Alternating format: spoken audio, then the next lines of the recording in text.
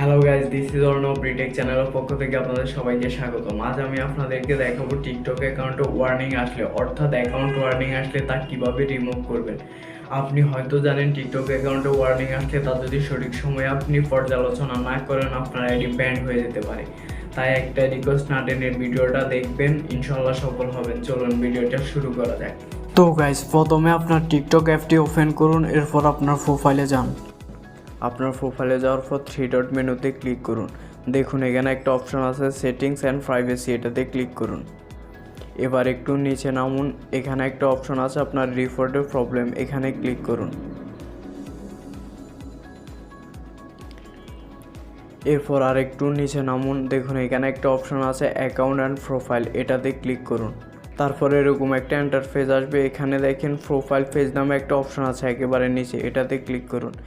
এটাতে ক্লিক করার পর আরও কিছু অপশন ওপেন হবে, তার মধ্যে আপনি আদার্স সিলেক্ট করুন একেবারে নিচেরটা।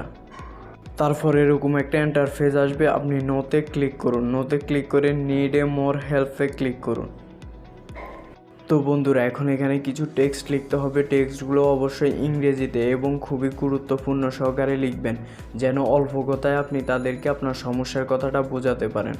আমি এখানে লিখে রেখেছি, তা পেস্ট করে দিলাম। দেখেন নিচে আপনি অবশ্যই আপনার ইউজার নেমটা দিয়ে দিবেন। এখানে ছবি বা ভিডিও সিলেক্ট করার অপশন আছে, আপনি এখান থেকে আপনার প্রোফাইলের একটা স্ক্রিনশট নিয়ে তা সিলেক্ট করে দিবেন। আমি একটা নিয়েছি, তা সিলেক্ট করে দিচ্ছি। ওকে, আমি একটা ছবি সিলেক্ট করে দিয়েছি। তারপর আপনি রিপোর্টে ক্লিক করবেন।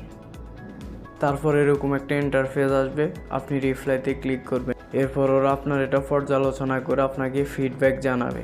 এখন এখান থেকে বেরিয়ে যান। তো বন্ধুরা, এটা ছিল ভিডিওটা কেমন লেগেছে তা অবশ্যই কমেন্ট করে জানাবেন।